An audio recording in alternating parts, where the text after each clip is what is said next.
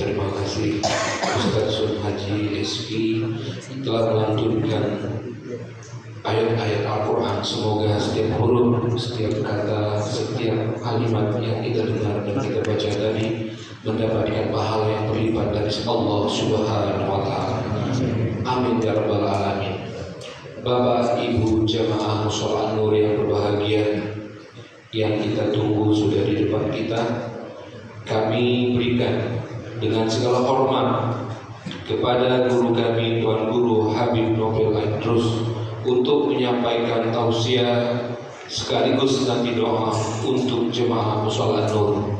Pada yang kami muliakan, dipersilakan dengan segala hormat. Sallu ala Muhammad.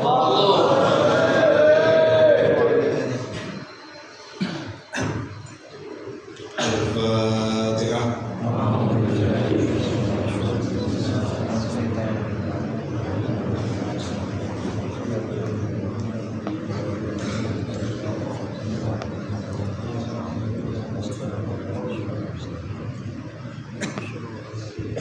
Bismillahirrahmanirrahim.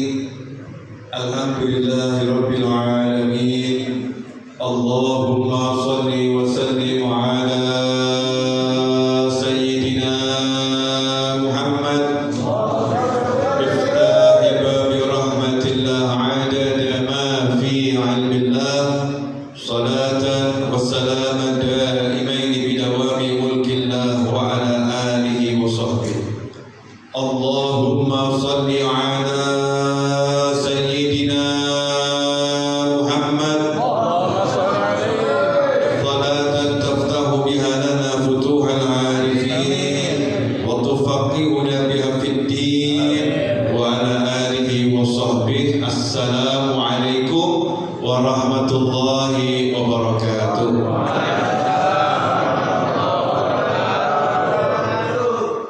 Bapak-bapak, ibu-ibu, rekan remaja dan seluruh jamaah Mushola An-Nur dan pemirsa dimanapun dan kapanpun berada yang dimuliakan Allah Ta'ala, pertama-tama saya ucapkan jazakumullah khairan.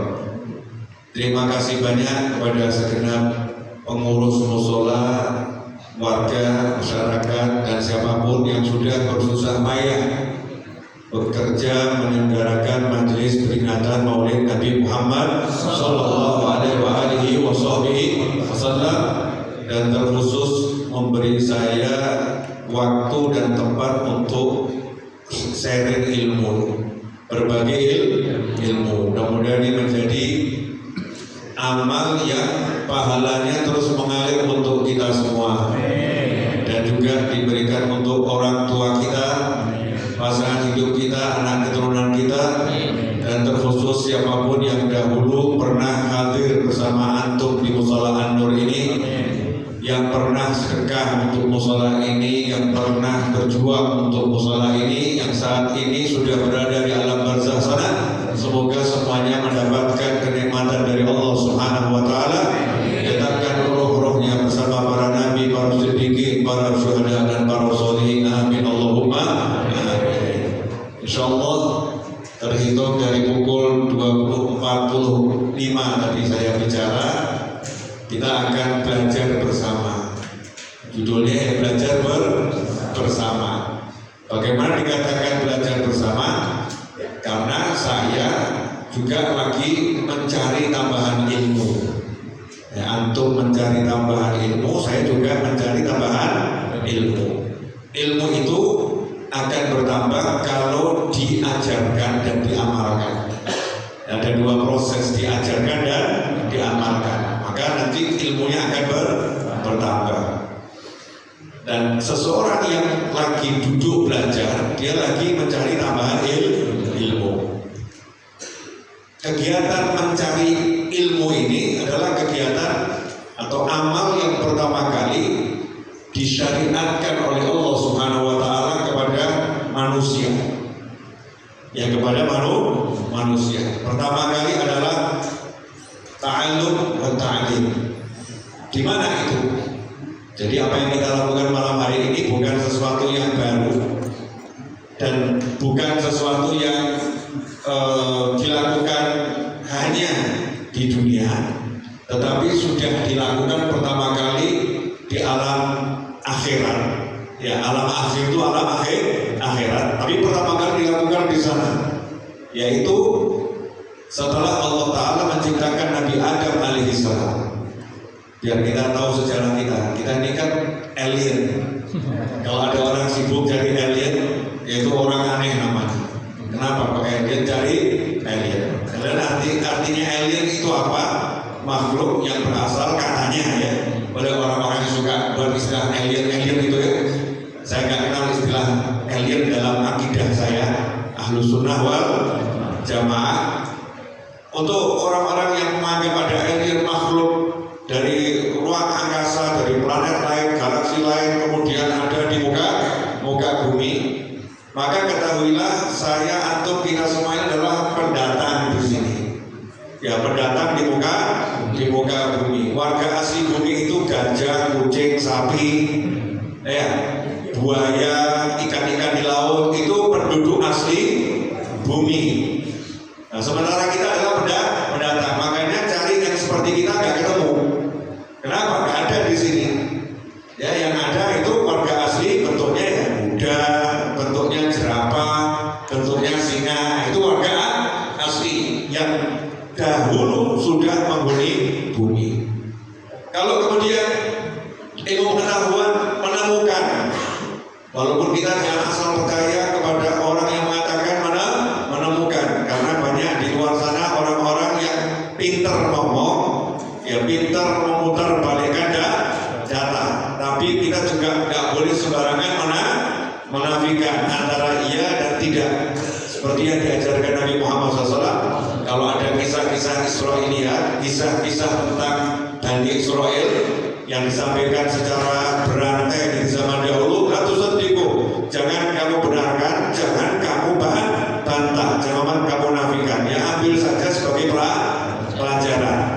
Itu metode yang diajarkan Nabi Muhammad SAW.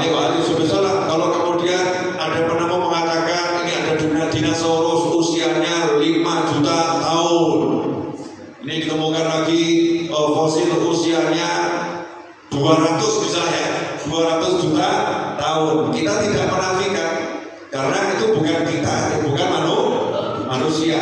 Bumi sudah ada jauh sebelum manusia ada. Dan ada makhluk-makhluk di bumi ini yang kemudian buat kerusakan, dihancurkan oleh Allah Subhanahu wa Ta'ala. Kemudian Allah menciptakan manusia, bukan roh ya, menciptakan manusia. Kalau roh itu sudah ada jauh sebelum manusia. Manusia adalah gabungan antara roh dan jasad. Nah, bahan untuk meletakkan roh, bahannya adalah jasad tadi itu, tempat tinggalnya roh, bahannya diambil dari tanah yang ada di bumi. Kemudian tanah yang ada di bumi ini dibawa oleh malaikat menuju surga, di luar surga, bukan di dalam surga, di alam langit. Dibentuklah jasadnya Nabi Adam alaihi salam. Jadi Allah Subhanahu wa Ta'ala itu kun fayakun, jadi maka jadilah, selesai. Tetapi Allah membuat manusia ditunjukkan prosesnya, prosesnya. Di situ ada pelajaran Allah yang Maha Kuasa dengan kun fayakun itu jadi. Tetapi kenapa buat manusia pakai ambil bahan dari bumi, kemudian ketika mau ambil dari bumi, malaikat yang diutus juga tidak sanggup mengambil. Ya, bahkan malaikat Jibril waktu mau ngambil tanah dari bumi, itu buminya mengatakan, demi Allah, kamu tidak bisa mengambil bagian dari tubuh saya. Diancam ya, saya bersumpah atas nama Allah, kamu tidak mampu mengambil bagian tubuh saya berlindung kepada Allah dari kamu. Maka Jibril balik, gak berani, ya Allah, ini buminya nolak dan berlindung atas namamu. Sampai akhirnya Allah Ta'ala mengutus malaikat Israil alaihissalam. Ya, malaikat Israil alaihissalam. Kita belajar sejarah kita dulu ya. Ngajinya mungkin bisa 1 jam, 2 jam, bisa 10 jam. Wallahu a'lam. Maka siapkan kakinya, yang mau bersandar, yang mau selonjor, posisi bebas.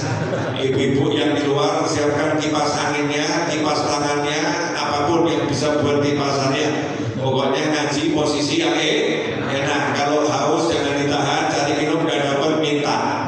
Yang gak dapat minta. Jangan sampai gara-gara duduk di pengajian maksakan diri, tiba-tiba masuk rumah sakit, kena stroke dan lain sebagainya. Naudzubillah min. Ngaji itu ya santai-santai saja.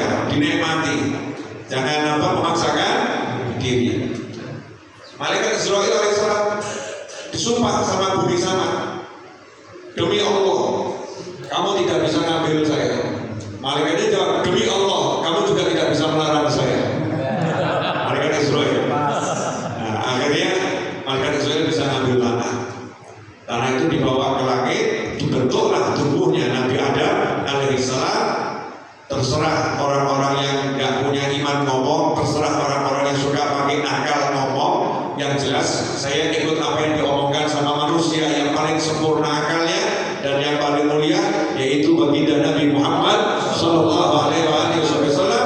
Rasul mengatakan tinggi postur tubuhnya Nabi Adam situ nadhiro, tingginya itu 60 lengan. Ya, 60 lengan umatnya Nabi Muhammad SAW, bukan 60 lengannya Nabi Adam. Ya, Nabi Adam tingginya sebenarnya sudah situ nadhiro, usia lengannya umat Rasulullah normal, kurang lebih satu lengan itu 45 sampai 50 cm. Kalau 60 lengan berarti 30 meter tingginya. Manusia pertama Nabi Adam AS adalah kurang lebih 30 meter. Setelah jadi 30 meter baru ditiupkan ruh.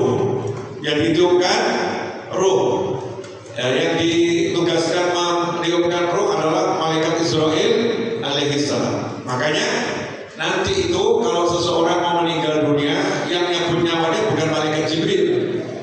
Siapapun manusianya, semulia apapun manusianya, yang tugas mengeluarkan ruhnya bukan malaikat Jibril, tapi siapa? Malaikat Israel alaihissalam. Kenapa malaikat Israel alaihissalam itu diberi kemuliaan untuk memasukkan ruh dan mengeluarkan ruh? Karena yang berhasil ambil bahannya manusia adalah malaikat Israel alaihissalam. Nah, ruh itu dimasukkan ke tubuh manusia kita semua lewat ubun-ubun. Ya, lewat ubun. Nanti ketika akan dikeluarkan juga lewat ubun-ubun. Makanya bayi itu bagian yang paling akhir keras, yang masih kenyal setelah lahir adalah ubun-ubun. Kalau ibarat mobil, pentilnya, ya pentilnya di sini. Nah, nanti kalau orang meninggal, malaikatnya gembos dibuka, pentilnya dibuka. Sederhananya begitu. Cuman masalahnya nggak sesederhana itu. Ada teknik-teknik khusus yang paham malaikat Israel alaihissalam jangan coba belajar, nggak mungkin berhasil. Ya, motor tekniknya rogoh, sukmo dan lain sebagainya, tiwas capek nanti nggak ada hasil. Karena itulah seseorang kalau mau meninggal dunia, saat ia ruhnya mau keluar, itu matanya naik ke atas. Kenapa matanya naik ke atas? Karena manusianya sendiri ruhnya itu penasaran keluarnya dari mana. Ya, melihat arah keluarnya dari mana. Nah, setelah ditiupkan ruh, Nabi Adam alaihissalam sama Allah Ta'ala dikasih ilmu, dimasukkan ke dalam surga. Dimasukkan ke dalam surga. Gak ada guru di sana, gak ada ustadz di sana, gak ada syekh di sana, karena satu-satunya manusia. Siti Hawa alaihissalam, nenek kita semua, belum diciptakan oleh Allah Subhanahu wa Ta'ala. Setelah itu malaikat bertanya kepada Allah Ta'ala, ya Allah, kenapa diciptakan manusia? Berdasarkan pengalaman yang sudah terjadi, itu setiap ada makhluk di bumi pasti saling bunuh-membunuh dan pasti merusak. Kemudian malaikat diutus lagi untuk menghancurkan. Kenapa kok dibuat manusia? Apa nanti tidak berbuat kerusakan yang sama? Malaikat tidak protes. Jadi yang adab sama malaikat kalau belajar ya, jangan ngomong tuh malaikat protes sama Allah. Sejak kapan ada malaikat protes sama Allah yang maha kuasa? Nekat itu namanya, tidak mungkin. Malaikat sangat tunduk. Tapi malaikat itu adalah makhluk yang berilmu. Ya, makhluk yang berilmu. Pengen tahu kenapa diciptakan lagi manusia. Maka Allah Ta'ala memberikan jawaban. Jawabannya adalah, kalian tidak mengerti apa yang aku ketahui, maka Allah tunjukkan kenapa Allah ciptakan manusia. Nabi Adam alaihissalam kemudian diletakkan di luar surga di hadapan para malaikat yang khusus. Malaikat-malaikat yang sudah mondar-mandir keliling jagat raya.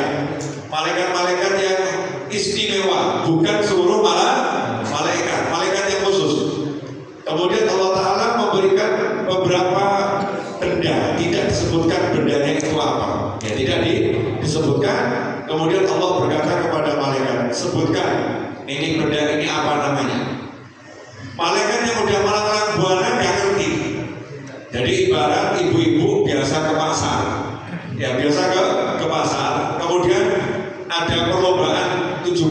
Agustus gitu ya. Sebutkan nama benda-benda ini apa. Di pasar ditaruh beberapa benda, terus ibu nggak paham apa itu. Tiba-tiba ada satu anak atau remaja yang nggak pernah ke pasar, ke pasar, suruh nyebutkan paham semua. Tentu semuanya jadi heran. Ini kok bisa ngerti namanya ini, namanya ini, namanya ini. Padahal kami yang tiap hari ke pasar nggak tahu itu namanya apa. Maka saat itu mereka tidak mampu menyebutkan karena nggak ngerti apa itu kan, nggak ngerti. Ibarat misalnya 50 tahun yang lalu saya tunjukkan ini kepada bapak-bapak 50 tahun yang lalu ini apa, nggak ada yang tahu. Oh ini kotak hitam, ya kotak hitam, nggak ada yang paham kalau ini handphone, smartphone dan lain sebagainya, nggak ngerti. Kalau 60 tahun yang lalu ditunjukkan tablet ini, nggak ada yang paham itu namanya nggak ngerti. Nah malaikat ketika disuruh nyebutkan itu apa, malaikat tidak ngerti. Maka Allah Ta'ala ngomong pada Nabi Adam alaihissalam setelah Allah alama mengajarkan kepada Nabi Adam. Jadi kalau ditanya siapa gurunya Nabi Adam? Allah Subhanahu wa Ta'ala. Ini asal muasalnya ada ilmu, asal muasalnya ilmu, pengetahuan langsung dari Allah Subhanahu wa Ta'ala. Ya, pengetahuan langsung dari Allah Subhanahu wa Ta'ala. Seperti Allah juga wahyukan dalam Al-Quran, wa'allamnahu min ladunna ilma, dan kami ajarkan dari sisi kami kepadanya ilmu. Nah setelah dapat ilmu dari Allah, Nabi Adam sudah menyebutkan santai jawabnya. Ini namanya ini namanya ini namanya ini namanya ini, disebutkan semua. Kemudian Allah perintahkan usjudu di Adam. Malaikat semua sujudlah kalian kepada Nabi Adam alaihissalam. Malaikat mengucapkan subhanaka la ilma lana illa ma 'allamtana innaka antal alimul hakim. Malaikat berkata, maha suci Engkau ya Allah, kami tidak punya ilmu kecuali yang Kau ajarkan kepada kami. Malaikat sujud pada Nabi Adam alaihissalam. Benar-benar fisiknya malaikat yang dengan sayapnya berbeda-beda jumlahnya sesuai makomnya itu sujud menghormati Nabi Adam alaihissalam. Sehingga kegiatan malaikat dan Nabi Adam yang pertama kali itu ya, itulah namanya majlis ilmu. Namanya majlis ilmu. Ada di mana majlis ilmunya? Di bumi? Bukan. Di alamnya para malaikat ada di sana. Jadi yang kita lakukan saat ini adalah kegiatannya yang Allah selenggarakan di alam langit. Karena itulah baginda Nabi Muhammad SAW menyatakan, idza marartum bi riyadil jannah farta'u. Kalau kalian melewati taman-taman surga, katakan taman-taman surga karena memang ini bagian dari sana dahulu. Taman-taman surga farta'u, maka mampir masuk dan nikmatilah taman surga tersebut. Di dalamnya banyak keistimewaan. Nah, Nabi Adam alaihissalam mengajarkan ilmu yang beliau ketahui. Malaikat melihat ilmunya Nabi Adam, malaikat sujud atas perintah Allah Ta'ala. Karena itulah sampai hari ini dan sampai kapanpun juga para malaikat akan selalu sujud menghormati mereka yang punya ilmu dan mereka yang cari ilmu sampai hari ini. Karena itulah Rasul Muhammad SAW menyatakan, innal malaikata la tad'u ajnihataha li talibil ilm ridwan bima yasna atau kama qala sallallahu. Sesungguhnya innal malaika, para malaikat, la tad'u, sudah pakai inna huruf taukid yang artinya sungguh. Rasul menyatakan dengan penekanannya, ini beneran loh ya, innal malaika la tad'u, pakai lam taukid lagi, sungguh meletakkan sayapnya litolibul ilm, untuk dia yang mencari ilmu. Kenapa malaikat sampai gelar sayapnya ridwan bima yasna? Karena malaikat senang dengan apa yang mereka dia lakukan. Jadi saat ini saya, antum, bapak-bapak, ibu-ibu, mas-mas, dari siapapun yang dari rumah berangkat cari ilmu, tidak pernah jalan di atas aspal, tidak pernah jalan di atas cor-coran, tidak pernah jalan di atas apapun alas ketika kita berjalan, tapi kita lagi berjalan di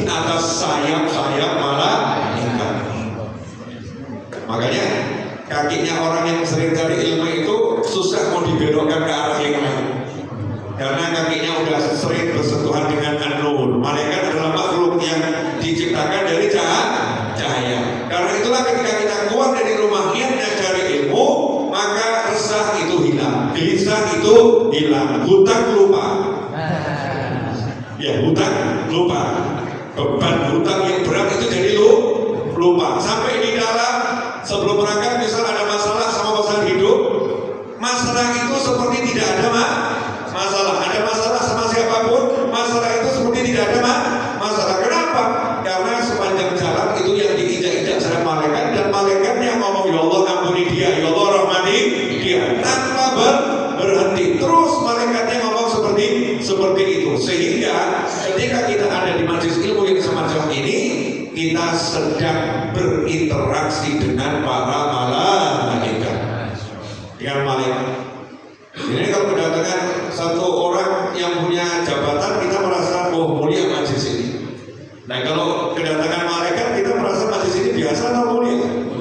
Sangat-sangat mulia. Nah, mari kita hadirkan rasa itu dulu.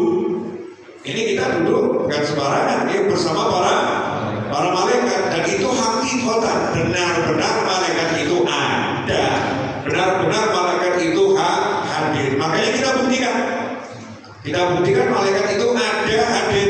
Saat ini antum kalau punya beban hutang, punya beban masalah, silakan beban hutang, beban masalah itu masukkan dalam pikiran, masukkan dalam hati di sini saat ini. Cek, mampukah membuat suatu? Gak akan bisa buat suatu. Kenapa? Karena begitu ada majelis semacam ini, malaikat tidak sekedar menggelar sayapnya, berkeliling membentuk pagar agar syaitan yang biasanya membisikkan masalah kecil menjadi besar, alladzi yuwaswisu fi sudurin nasi minal jinnati wan nas, jangkauannya itu menjadi terbatas. Gak bisa membuat orang jadi suntuk, gak bisa membuat orang jadi sumpah. Kenapa? Karena ucapan Nabi SAW harus terbukti, harus terjadi. Karena Nabi tidak pernah berdusta. Rasul sudah mengatakan, idza marartum biriyadil jannah, kalau kalian melewati taman surga. Orang pagi-pagi lari di area Bintaro ini, cari taman-taman untuk lari pagi, betul ya? Untuk olahraga. Baru lihat ada kalinya, ada sungainya, ada rumputnya, itu aja udah merasa senang. Tapi kalau tiba-tiba ada telepon lagi hutan, suntuk ya. Betul ya? Suntuk. Ada telepon, nanti saya jadwalkan menagih hutan ke rumah kamu. Jam 6 lagi lari pagi, tamannya indahnya luar biasa, hatinya langsung porak-poranda. Kenapa? Taman dunia. Beda dengan ini. Apalagi ini dalam musola, dalam masjid. Rasul mengatakan, idza marartum biriyadil jannah, kalau kalian melewati taman-taman surga mampir. Rasul menyatakan ini taman surga. Nah kalau taman surga, disifatkan surga itu gak ada suntuk. Surga itu gak ada sumpah. Surga itu tempat yang tenang. Surga itu tempat yang nyaman. Makanya seberat apapun beban hidup, kalau udah berada di majelis ilmu, saat berada di majelis hilang. Begitu pulang, setannya datang lagi. Nah, terus gimana caranya biar gak hilang? Makanya ya setiap saat cari ilmu, di rumah cari ilmu, di jalan cari ilmu, biar kita terus dilindungi oleh para malaikat. Kalau suntuk mungkin datang cuma mampir langsung pergi, bukan tamu yang ketuk dibukakan kemudian kita kamar, ya tapi dia datang langsung pergi, karena kita punya benteng-benteng yang dibuat oleh para malaikat. Ini yang pertama. Jadi sampai hari ini orang-orang yang cari ilmu, baik itu ustadznya, muridnya, siapapun, dalam penghormatan para malaikat. Selanjutnya, malaikat dulu belajar dari Nabi Adam alaihissalam. Nah, ilmu yang ada pada diri Nabi Adam itu bertambah, kemudian diwariskan. Sesungguhnya para nabi tidak mewariskan dinar maupun dirham, walakin warathul ilm. Tidak mewariskan dolar maupun euro, tidak mewariskan emas ataupun perak, tapi yang diwariskan adalah ilmu. Ilmunya para nabi itu terus bertambah. terus bertambah, diwariskan dari generasi ke generasi. Para malaikat setiap kali hadir di majelis ilmu, malaikat nunggu dari manusia yang menyampaikan ilmu. Saya saat ini malaikat nunggu dari lisan saya akan ada ilmu apa. Kenapa? Karena malaikat hanya bisa mendapatkan tambahan ilmu lewat manusia. Itu udah sunatullah, ketentuan Allah. Kalian tunduk pada orang yang alim, kalian akan dapat ilmu dari orang yang alim.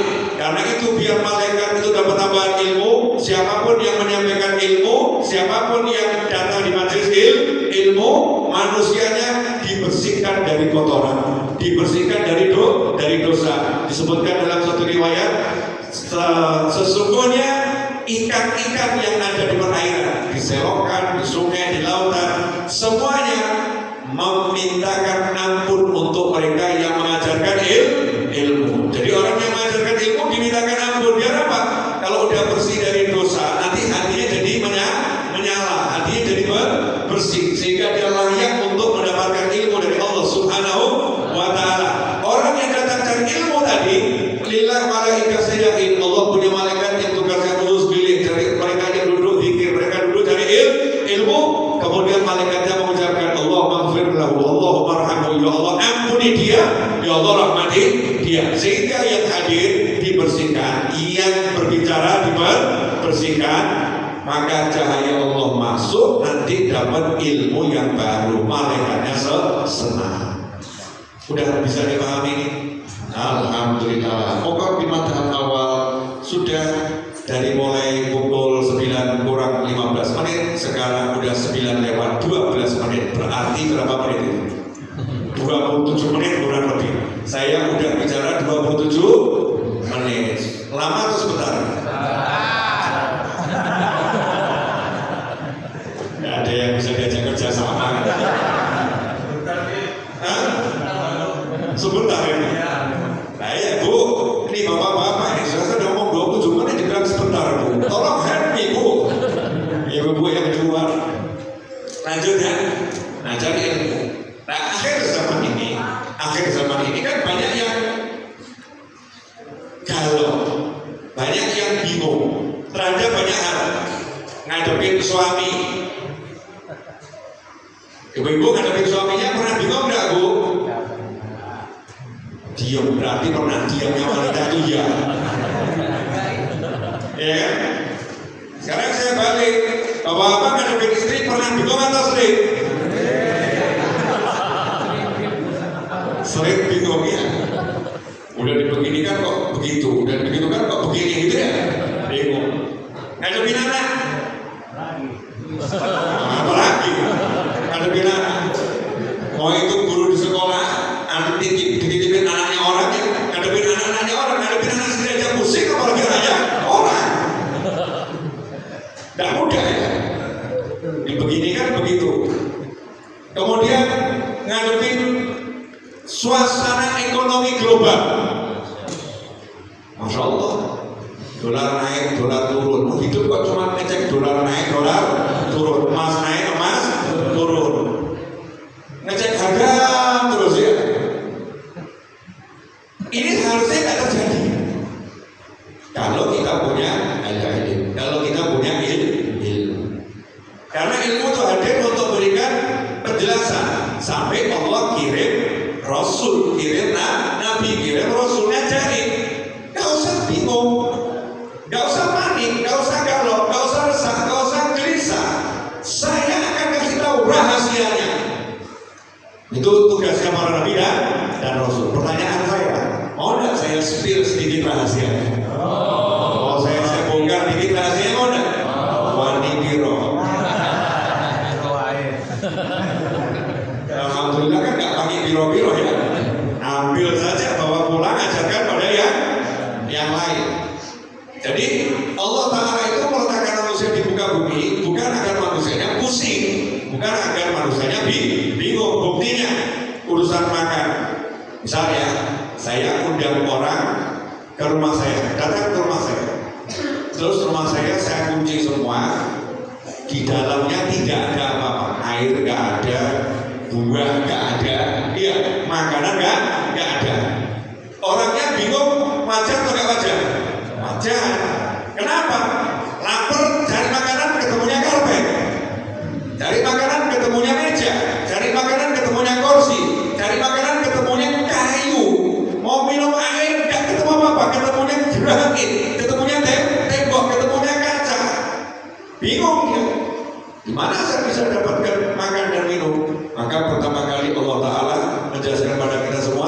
Wa ma min dabbatin fil ardi illa 'alallahi rizquha.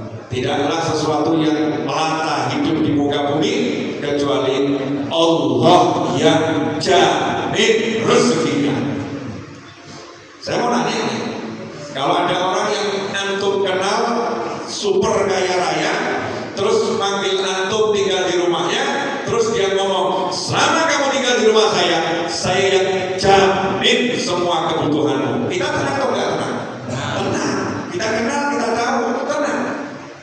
Pertanyaan saya, ketika yang punya bumi dan jagat raya, punya semuanya, ngomong kepada kita, siapapun yang tinggal di bumi, saya jamin rezekinya. Tenang atau enggak? Enggak.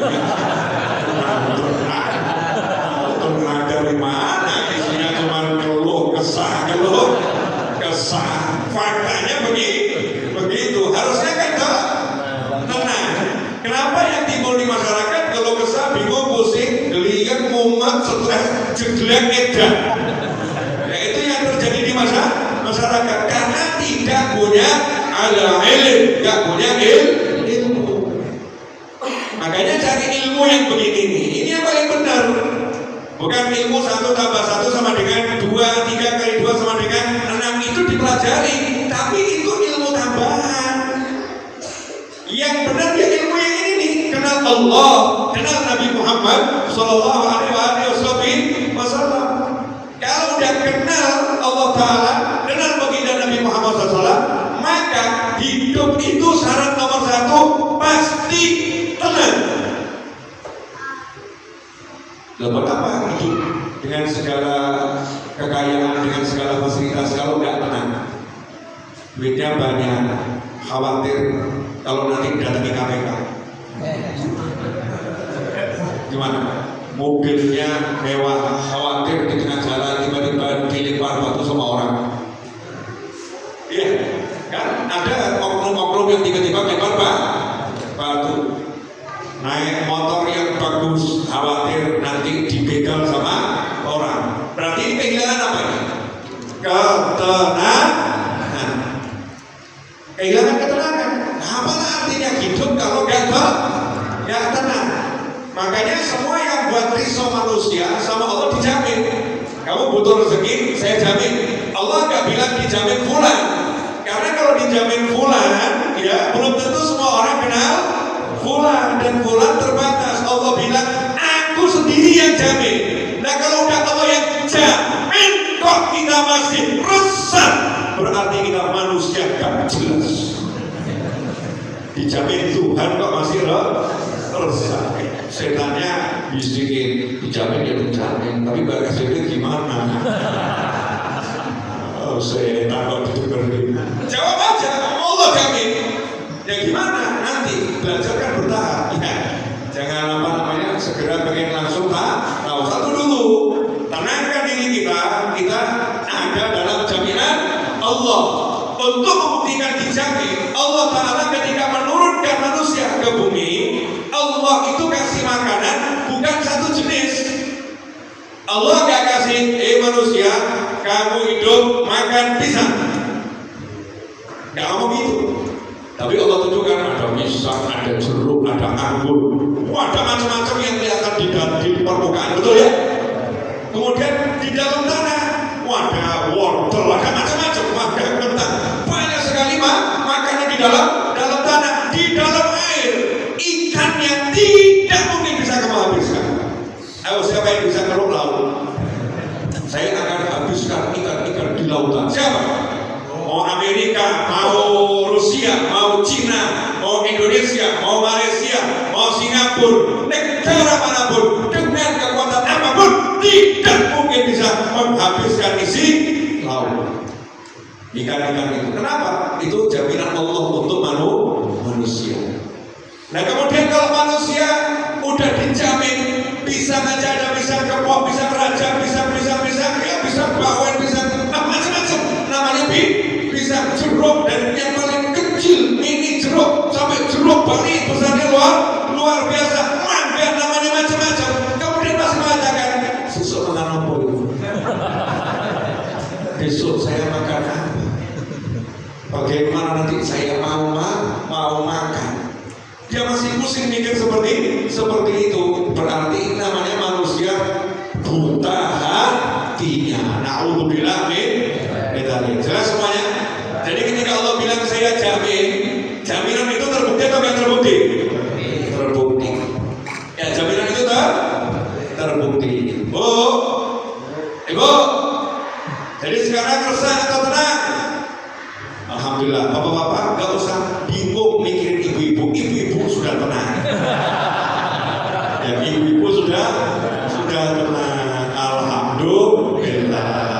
Jadi Allah Ta'ala kirimkan manusia ke bumi untuk hidupnya sudah dijamin. Tapi Allah kasih aturan cara pakainya. Ya cara pakainya. Kenapa? Kalau nggak sesuai aturan nanti bisa rusak. Allah kasih aturan cara mendapatkannya. Nanti kalau nggak pakai aturannya Allah, hasilnya itu lelah, kemudian gelisah, kemudian resah. Contoh, nih aturan baku dari Allah Ta'ala. Wa may yattaqillaha yaj'al lahu makhrajan wa yarzuqhu min haitsu la yahtasib. Ini wahyunya Allah, ini ayat Al-Quran. Berarti yang bicara siapa? Allah. Antum lebih percaya yang bicara menteri atau Allah yang bicara? Antum lebih percaya yang bicara direktur atau Allah yang bicara? Antum lebih percaya yang bicara itu konglomerat atau Allah yang bicara? Antum lebih percaya yang bicara itu pakar ekonomi atau Allah yang bicara? Antum lebih percaya yang bicara itu orang yang ahli dalam bisnis atau Allah yang bicara? Allah bicara bisa diterapkan oleh semua. Tapi kalau yang bicara itu pakar ekonomi, nggak semua orang bisa menerapkan. Kalau yang bicara ahli bisnis, nggak semua orang bisa menerapkan. Untuk dapat rezeki, Allah tidak mensyaratkan kamu harus pintar, kamu harus hebat, kamu harus enggak. Wa may yattaqillaha yaj'al lahu makhrajan wa yarzuqhu min haitsu la yahtasib. Dalam ayat yang lain Allah katakan wa'mur ahlaka bis-sholati, perintahkan keluargamu sholat dan bersabarlah. Kami yang memberikan rezeki dan kami tidak meminta kamu untuk memberi rezeki kepada mereka. Artinya kalau kita perintahkan istri kita, pasangan hidup kita, anak kita, keluarga kita sholat, maka Allah Ta'ala beresin rezeki kita. Pertanyaan saya, takwa dikasih solusi, takwa dikasih rezeki, sholat dijamin rezeki. Pertanyaan saya, semua orang bisa percaya nggak? Bisa. Nggak butuh banyak ilmu untuk sholat, nggak butuh banyak ilmu untuk bertakwa pada Allah Subhanahu wa Ta'ala. Perempuan jangan disentuh kalau dia memang belum halal buat kita. Betul ya? Sederhana, halal mudah. Datangin bapaknya atau walinya, saya mau sentuh anak bapak, tolong nikahin, beres. Ini enggak sibuk pacaran 7 tahun. Setelah itu baru minta izin bapaknya, kalah cepet sama tetangganya. Akhirnya dikasih ke tetangganya, besoknya bentur ke kepalanya ke dinding. Akhirnya hidupnya ruwet resah. Padahal sederhana, cukup datangin walinya, tolak, kejar. Lagi berjuang, jangan banyak menyerah, tolak. Perempuan banyak, cari yang lain, gitu aja kok. Betul ibu-ibu? Oh, wanita jangan betul. Sederhana, artinya aturan syariat itu mudah. Nah pertanyaan saya, kata kamu macam itu, cara dapatkan rezeki. Kalau kamu takwa, saya kasih rezeki. Bahkan kamu nggak ngerti cara saya ngirimnya.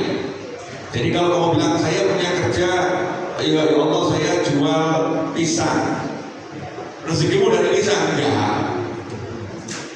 Enggak. Kalau kamu bilang rezekimu dari pisang, kan kamu bermain-main jadi Tuhan loh. Saya yang ngasih rezeki saya dengan saya jualan pisang. Emang Tuhannya kamu?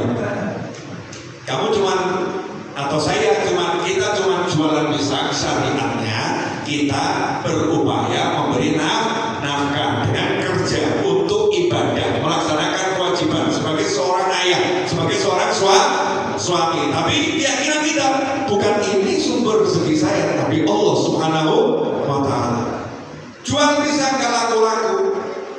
Tiba-tiba ada pengajian di Mustola An-Nur, mau ngasih Habib Novel nanti sebuahnya pisang. Ya, datang diborong. Harga pisangnya berapa? Misalnya 1 lira 50.000. Tiba-tiba panitia kasih 5 juta. Loh, kok 5 juta? Iya, anggarannya 5 juta.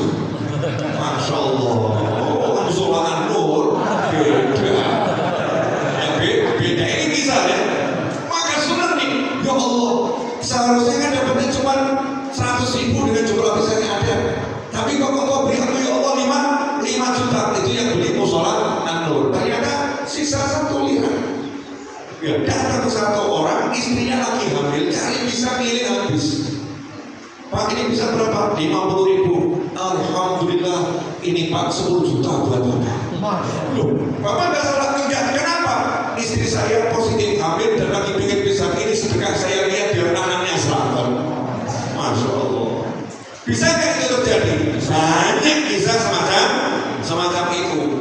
Kalau ada orang mengatakan ini kok seperti berharap Allah ngasih dari jalan yang lain. Terus hidup kalau nggak berharap sama Allah, suruh berharap sama siapa? Oh, berharap sama siapa? Kita jual barang itu kira-kira barang nggak? Saya jual barang, berharap dibeli sama orang, sama juga, sama-sama berharap. Lebih bagus saya berharap sama Allah Subhanahu wa Ta'ala, dan saya nggak pernah mengecilkan rezeki saya. Ya Allah, kirim saya rezeki, caranya terserah kamu, yang penting saya minta banyak. Ya Allah, kalau kasih tahu takwa sama aku, enak. Gimana? Sholat 5 waktu berjamaah. Istrinya, anaknya diingatkan, ayo subuh ini sholawat pagi udah dibaca belum? Jangan lupa sholawat 10 kali. Bangun, ayo sholat. Jangan seperti oknum ibu, bangun nanti terlambat sekolah. Sekolah nggak jadi masalah, tapi nggak sholat berjamaah masalah. Harusnya seperti itu. Udah kau sholat jamaah, nanti terlambat sekolah. Nggak usah sekolah, libur sekolah. Yang penting sholat berjamaah. Harusnya begitu. Begitu kita tegakkan di takwa Allah di rumah kita, itu yang namanya masalah akan datang. Masalah akan datang. Kenapa masalah akan datang? Karena Allah akan membuktikan solusinya akan tiba-tiba datang dengan cepat dan mudah. Karena janji Allah, ya ja'allahu makhraja, Allah akan beri solusi. Nah, kalau nggak ada masalah, terus solusi apa? Makanya habis pergi pengajian, besoknya ada masalah. Sejak saya ikut pengajian kok masalah datang bertubi-tubi. Ya karena Allah akan berikan solusi bertubi-tubi. Ketika ada masalah, ada solusi, itu jalan rezeki. Karena janji Allah, wa may yattaqillaha yaj'al lahu makhrajan wa yarzuqhu min haitsu la yahtasib. Masalah yang ada dikasih solusi, bonusnya rezeki. Makanya setelah kita sholat berjamaah, setelah kita pengajian, masalah datang, sambut dengan bahagia. Alhamdulillah. Kalau alhamdulillah, janji Allah akan diberi solusi plus rezeki. Jangan kemudian ngomong, sejak saya ikut pengajian banyak masalah dalam hidup saya. Itu salah. Lihatnya cuma masalah, dia tidak ingat ada janji pasti tentang solusi dan rezeki. Jelas ya Ibu? Saya belum ceramah dulu. Sudah 21:29. Saya harus lihat jam biar saya ingat berapa lama saya bicara. Karena ini masing-masing ada yang mungkin tugas jaga rumah sakit, ya kan? Nggak ngerti? Ya ada? Oh ya.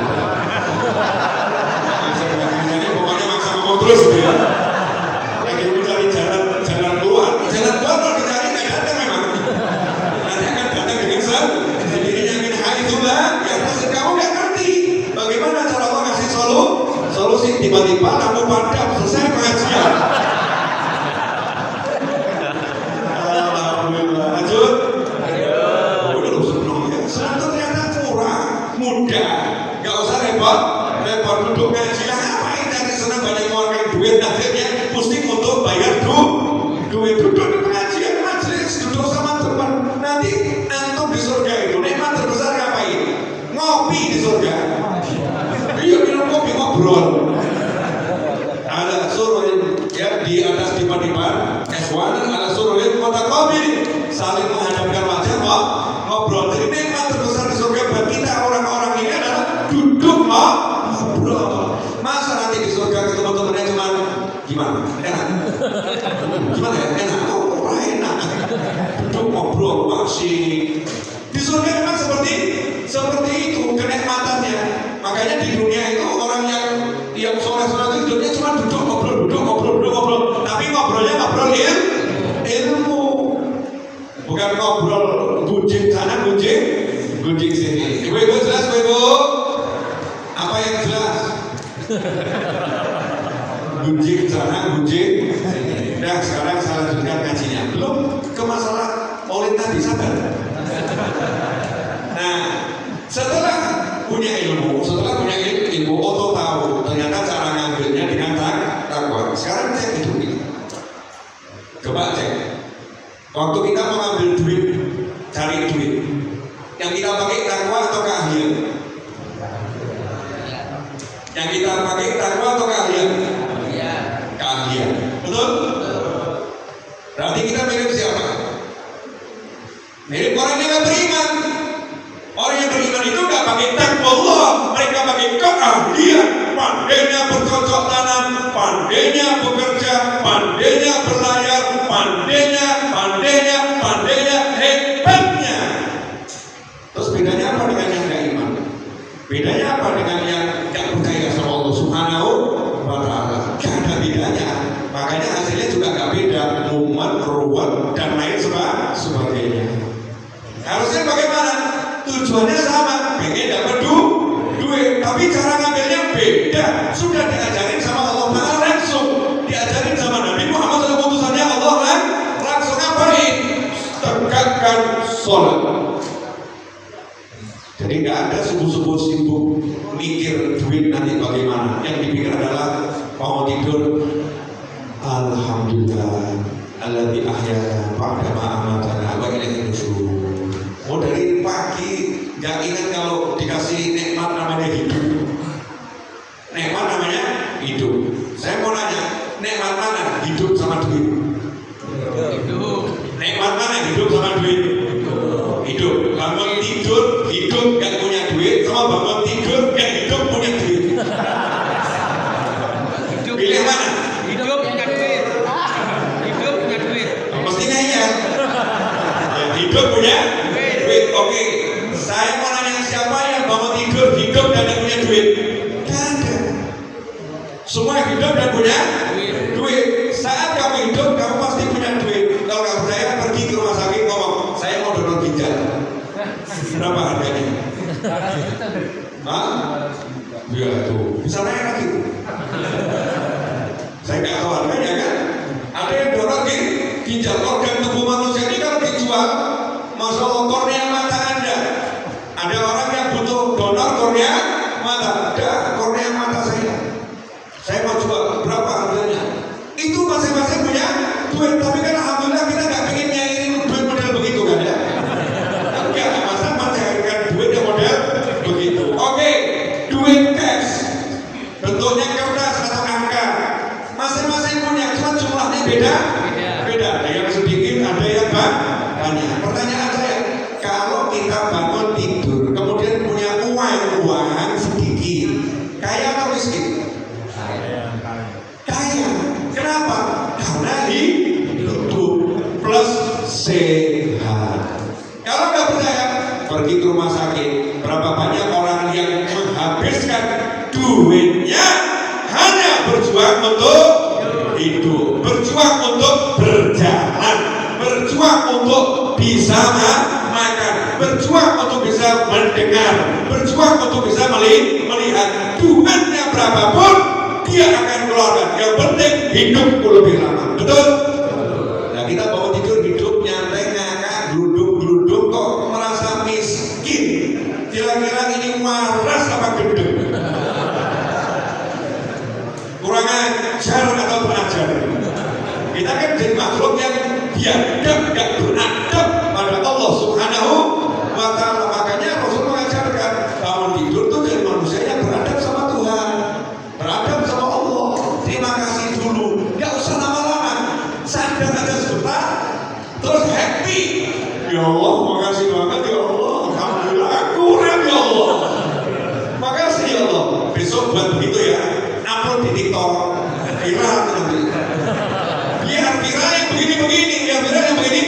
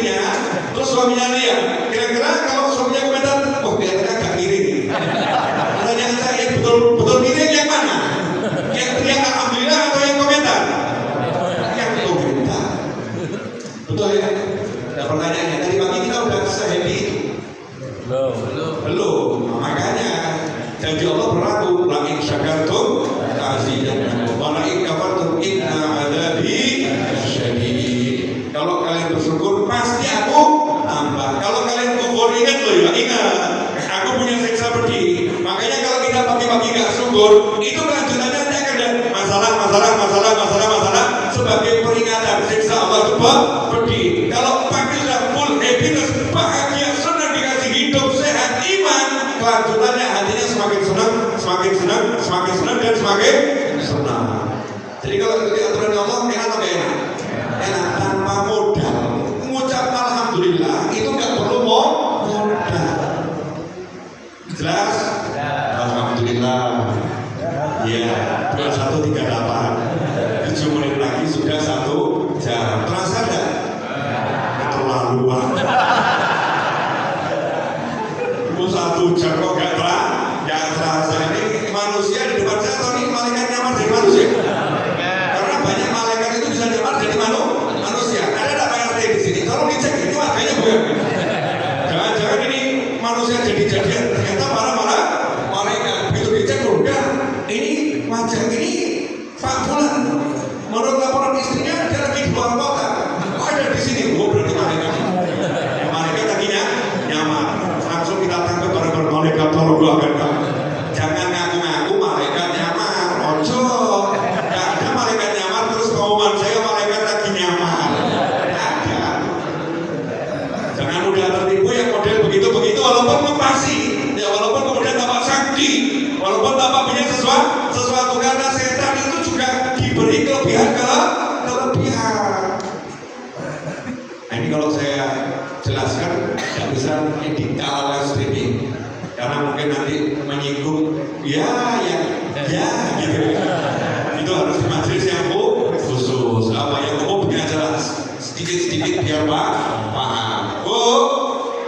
Jelas? Jadi besok bangun tidur ibu teriak ya.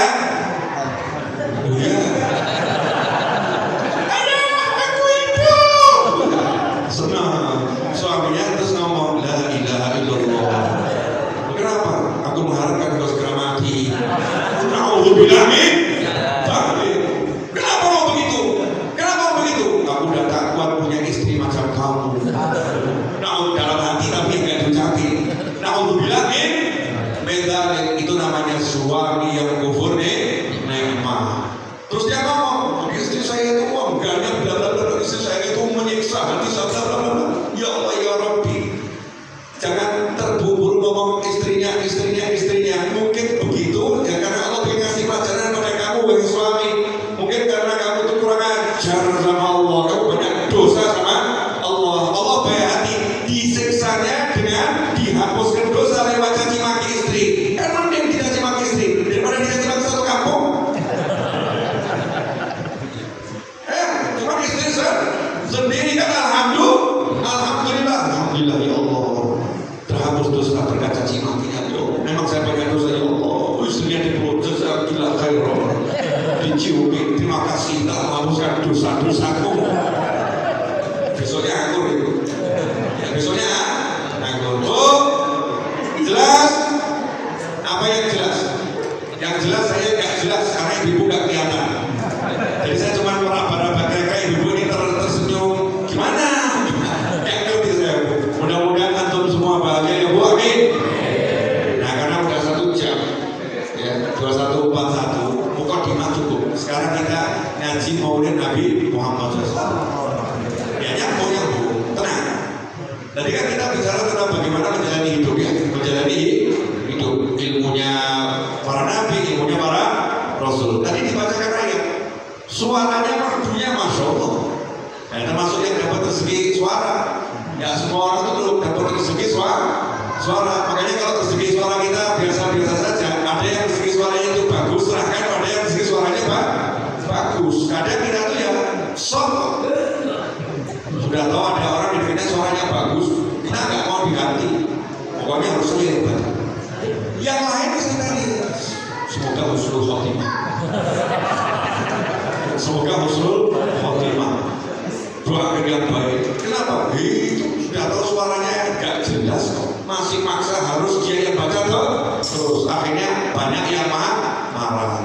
Nabi Muhammad SAW Rasul Nabi, pada beliau Al-Quran diturunkan dan beliau yang mengajarkan Al-Quran. Tapi ada sahabat-sahabat yang suaranya merdu sama Nabi disuruh ngaji. Rasul mendengarkan.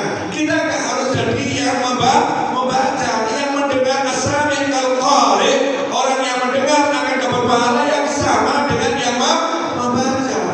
Bahkan bisa lebih banyak kalau lebih khusyuk dan lebih mengamalkan. Ini suaranya merdu, masya Allah. Hampir-hampir tadi saya nangis, untuk gak jadi nangis. Coba jadi nangis gak jadi ceramah saya. Gak jadi ceramah. Disebut namanya Rasulullah SAW. Laqad kana lakum fi Rasulillah. Allah itu ngomong bahasa ini. Misal kita tinggal di satu kampung. Terus ada seorang ulama di situ, entah sebutannya apa. Mau disebut kiai boleh kan? Setiap wilayah punya sebutan sendiri. Mau disebut tuan guru boleh. Mau disebut syekh boleh. Mau disebut guru boleh. Mau disebut habib nanti dulu. Kenapa? Karena nggak setiap habib itu ulama. Ya misal disebut habib karena dia ulama juga boleh. Mau disebut dia ustaz juga boleh. Tapi masyarakat sekitar kurang menghargai. Ya kurang menghargai. Dipandang sebelah mata. Kemudian datang ulama besar yang punya jabatan sangat tinggi, kekayaan luar biasa ke wilayah tersebut. Kemudian mengadukan gimana cara hidup.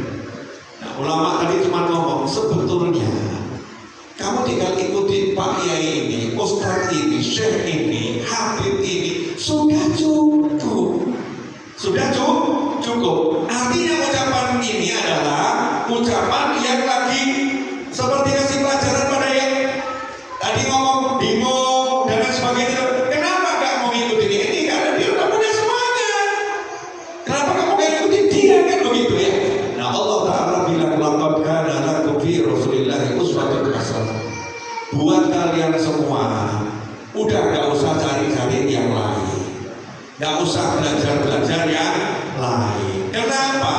Di diri Nabi Muhammad SAW itu buat kalian semua sudah ada contoh. Apapun urusannya sudah ada contoh yang terbaik.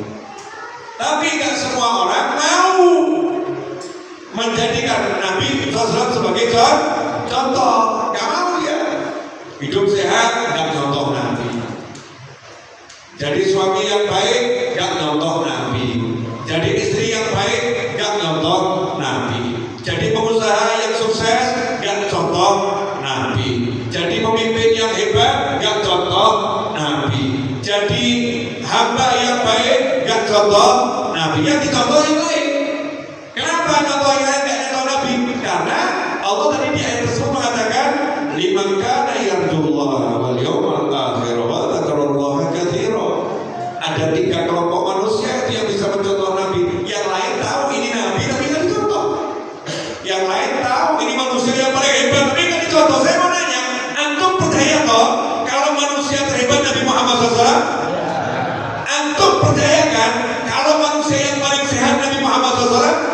Antum percaya kan kalau manusia yang paling pandai berbisnis Nabi Muhammad SAW?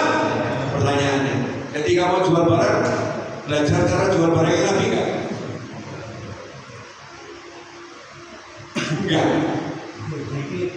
Ya, namanya belajar. Kalau dikit-dikit namanya belajar. Tapi apakah langsung saya mau tiru Nabi? Karena yang terhebat itu Nabi. Saya mau belajar. Apakah begitu? Enggak. Mau jadi orang yang hidupnya sehat. Nabi SAW nggak pernah sakit kecuali di akhir umurnya sakit karena mau meninggal dunia dan hanya sakit panas. Yang sakit panas. Pertanyaan saya, nah kalau hidup kita sakitnya apa? Tensi rendah, tensi tinggi. Tensi tinggi sakit, tensi rendah sakit. Gula tinggi sakit, gula rendah sakit. Asam urat tinggi, asam urat rendah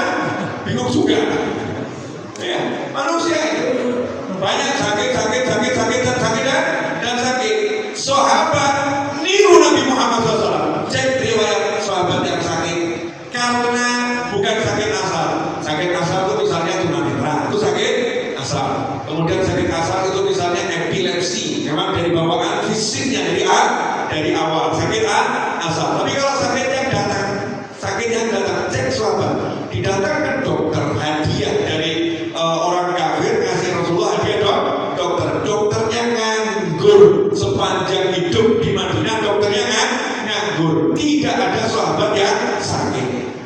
Kalau dokter itu ditugaskan di Pondok Aren, Masya Allah, gratis, dokter kualitas internasional, gratis, periksa dan obatnya, Masya Allah, dokternya nggak akan bisa tidur, nggak akan bisa istirahat. Kenapa? Karena masyarakat banyak yang sakit. Betul? Pertanyaannya, ketika kita ingin sehat, kita belajar dari mana? Kalau hidup kita itu nggak mau jadikan Nabi SAW sebagai sumber yang terhebat, maka hidup kita gak akan pernah hebat. Gak. Nabi itu ngajarin sederhana kok. Kalau mau hidup makan sehat ya, mau sehat itu hidupnya. Yang pertama apa? Halalan thayyiban. Yang halal dan thayyib. Makanannya itu sehat. Cek Nabi Muhammad SAW, beliau itu makannya daging kambing. Apakah darah tinggi? Enggak. Betul ya? Nabi SAW itu minumnya susu kambing. Apakah kolesterol? Enggak. Nabi itu hobi makan kurma. Apakah darah beliau kemudian kena gula darah? Enggak. Kok bisa begitu? Karena Nabi Muhammad SAW, kalau beliau itu makan, tidak ada makanan yang disimpan di kulkas. Kambing, makan daging kambing, tapi sembelih langsung diproses dan dimakan. Ibu-ibu beli daging kambing 2 tahun nggak dimasak, selama di freezer 2 tahun. Dari mulai Idul Adha yang 2 tahun lalu belum habis, dapat daging Idul Adha kemarin belum habis, ada di freezer. Kalau di freezer nggak apa-apa total, biar di kulkas di freezer nggak apa-apa, katanya kan masih daging. Saya nggak ngomong bukan jadi daging, tapi ini tidak sesuai petunjuk Nabi Muhammad Sallallahu Alaihi Wasallam. Lo kan berlimpah, kata Nabi, kalau punya lebih bagi, jangan disimpan. Kenapa disimpan? Takut nggak punya lagi, berarti lemah iman. Ngeri atau nggak ngeri? Ngeri, sudah nggak sehat, lemah iman, dunianya nggak dapat, akhiratnya hilang. Belum dilanjut? Atau kalau kita kenapa? Bu, ya mulai besok kalau belanja makanya yang fresh langsung dimakan, biar suami nggak darah tinggi. Jangan daging sudah 7 bulan dimasak, terus suaminya marah-marah, ibu nyalain suami, padahal sebabnya daging yang dimasak oleh Enggak, saya nggak ngomong istri, cuma istri itu aja. Bapak-bapak ini suka dilanjutin. Nah, itu Nabi SAW. Kalau makan daging, bukan yang disimpan, tapi sembelih langsung dimasak. Kemudian yang kedua, Nabi SAW kalau minum susu kambing, bukan yang disimpan di botol, dimasukkan kulkas, ya. Tapi kambing diperah langsung diminum fresh. Kita sudah 7 bulan di kulkas, membeku, ya membeku, dicairkan lagi dengan digodok kasih air panas. Ini susu kambing sunnah Nabi. Kamu salah, itu bukan sunnah Nabi, itu susu kambing. Sunnah Nabi itu diperas langsung diminum.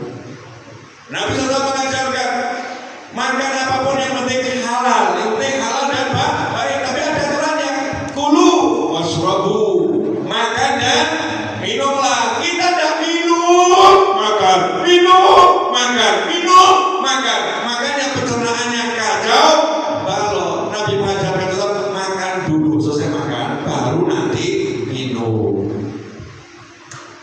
Asik ya? Ini baru contoh satu ya.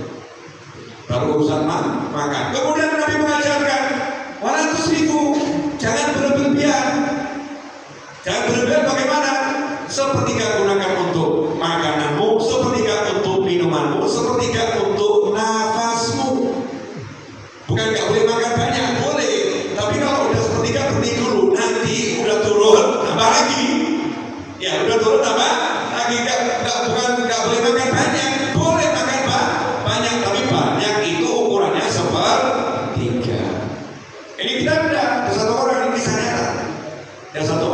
makan.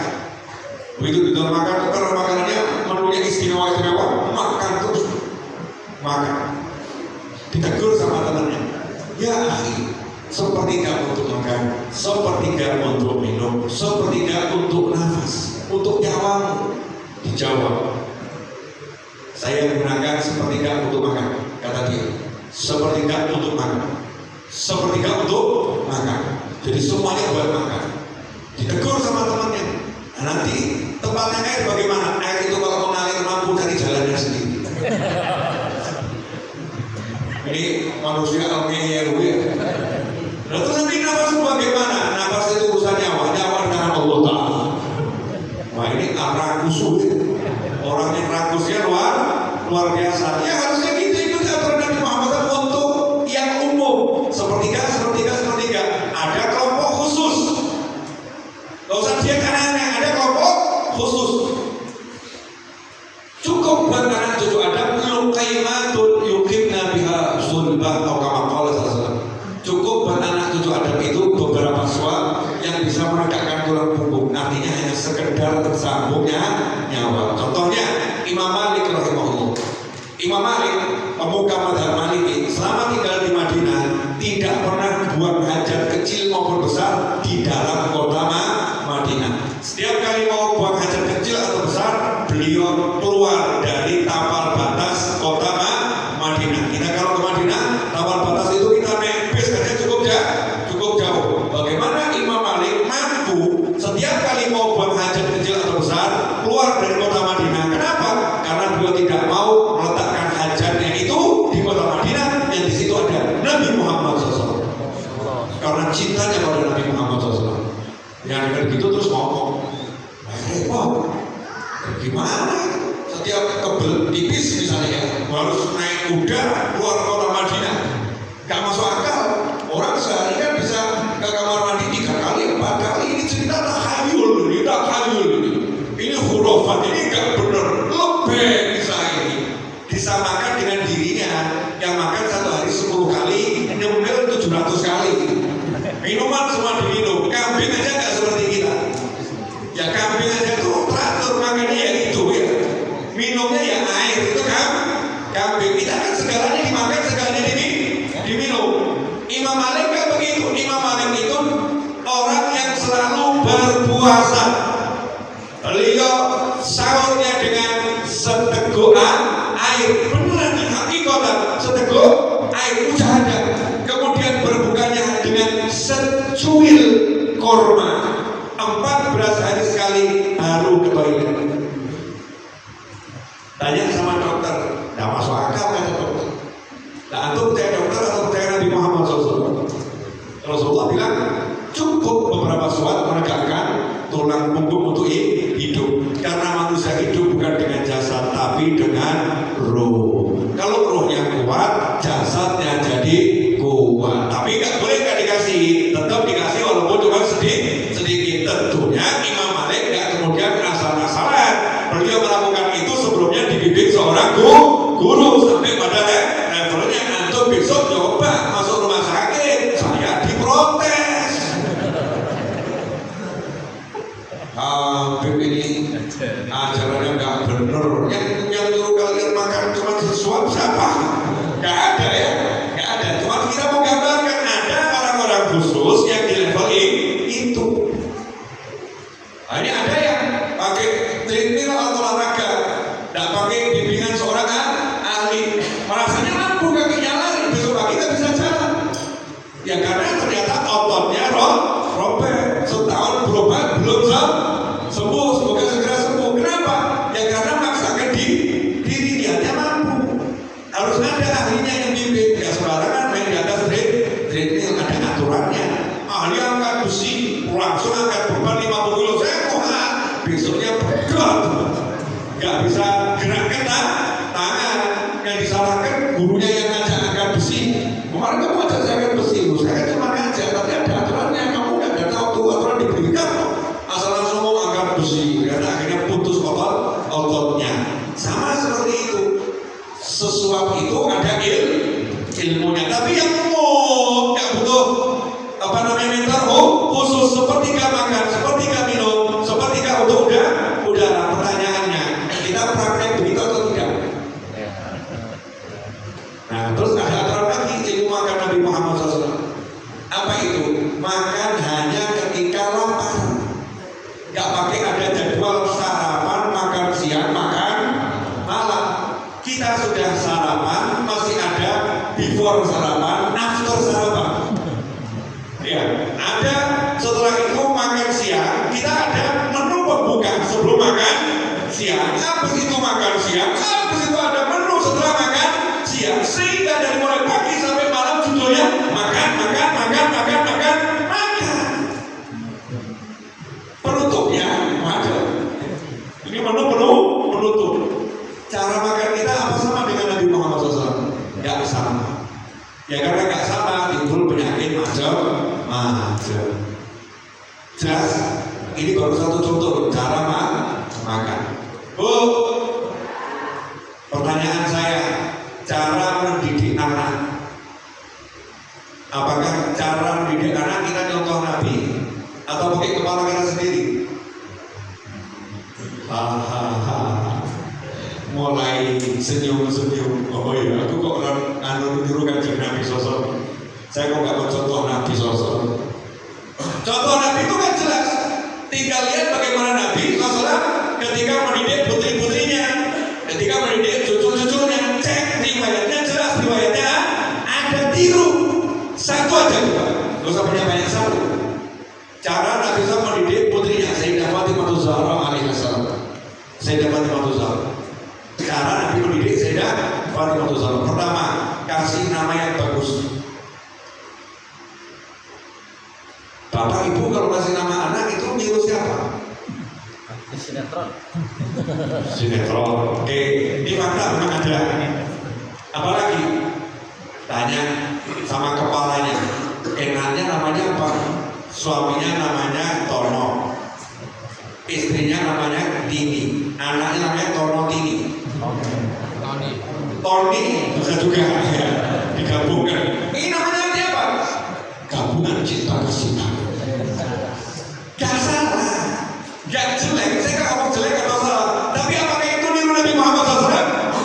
Enggak. Kalau kita liman kana yardullah, orang yang mengharapkan Allah, wal yawmal akhir, pengen surga, wa dzakarallaha katsiran, pengen tenang. Karena orang yang tenang itu orang yang berzikir kepada Allah. Ala bidzikrillah tatma'innul qulub. Kalau kamu pengen dapat Allah, kamu pengen dapat surga, kamu pengen tenang dengan banyak berzikir kepada Allah, tiru Nabi Muhammad SAW. Kasih nama, boleh namanya istri Nabi atau anaknya perempuan, boleh nama Sayyidatuna Maryam alaihissalam ibunya Nabi Isa, boleh namanya sahabat-sahabat, boleh namanya anak-anaknya Nabi Muhammad SAW, boleh namanya ibunya Nabi Muhammad SAW, nama-nama yang mulia. Tapi ada pola yang kita tidak sadari untuk menjadikan nama-nama yang mulia itu seperti nama-nama biasa. Masa namanya gitu terus? Ganti dong, modern ini. Jelas ibu-ibu? Nah, yang lagi hamil kalau namanya nggak sesuai nama yang bagus versi Islam, versi Nabi Muhammad SAW, segera batalkan pemberian nama itu. Yang hamil, yang sudah jadi namanya apresiasi, beri arti yang baik. Lebih saya orang Jawa, nama saya Darmawan Bagus. Karena Darmawan itu nama dari Naufal. Saya Naufal itu artinya pria tampan yang dermawan.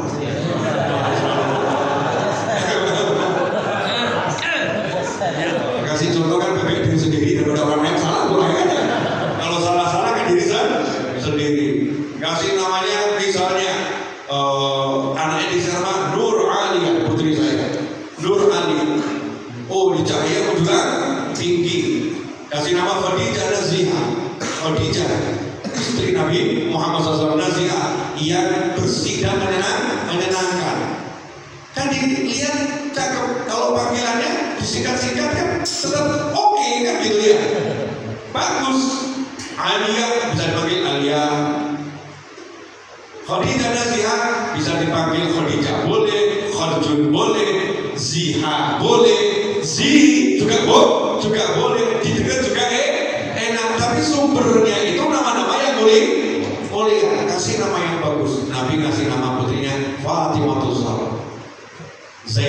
Ruqayyah, Ummi Kulthum, Fatimah. Nama yang cakep semua. Kemudian Nabi Muhammad SAW tidak pernah ingin jauh dari putrinya, gak pernah ingin jauh dari cucunya. Pertanyaan saya, kita selaku orang tua pengen dekat sama anak atau resah ketika didekati anak? Nah, ibu-ibu lagi asik main chatting sama temennya, anaknya datang. Bu, pertanyaannya, chatnya yang dihentikan atau anaknya yang dihentikan? Bu, chatnya yang dihentikan atau anaknya yang dihentikan? Masya Allah, chatnya dihentikan. Langsung ngomong sama temannya, maaf ya, lain waktu kita sambung lagi. Anakku tercinta lagi membutuhkan aku ibunya. Masya Allah, memang beda ibu-ibu Pondok Aren dan sekitarnya, luar biasa. Itu fakta atau khayalan?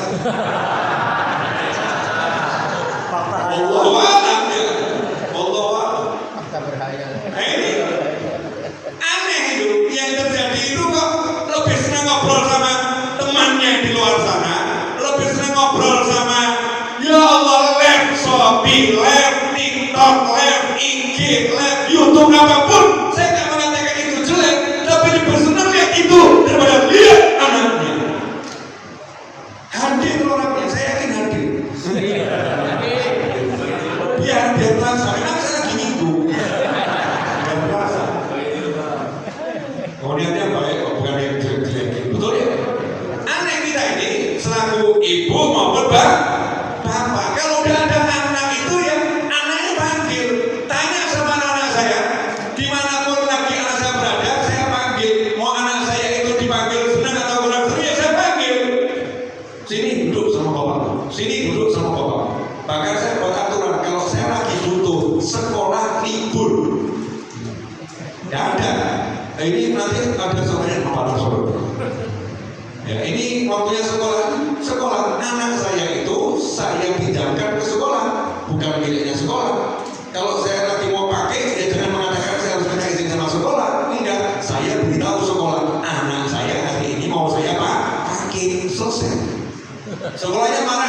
Nggak boleh sekolah situ, kayak jadi masalah. Dari sekolah yang lain, gitu aja kok repot. Nggak ada sekolah yang mau, nggak usah sekolah. Emang belajar harus lewat sekolah? Tidak. Sekarang banyak, bahkan sekarang kuliah online. Betul. Kuliah online. Sarjana luar negeri online. Kayak mau terbang.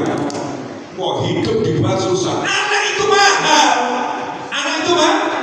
Istri kita untuk biar kita punya anak, nyawanya dipertaruhkan. Antum cuma batin mati nggak apa-apa, nanti ganti. Yang penting anaknya lahir, bapak kurang ajar. Oh, ada oknum suami itu bu, itu langsung nanya, anak saya laki atau perempuan? Gimana anak saya? Istrinya nggak ditanyakan. Betul ya ibu?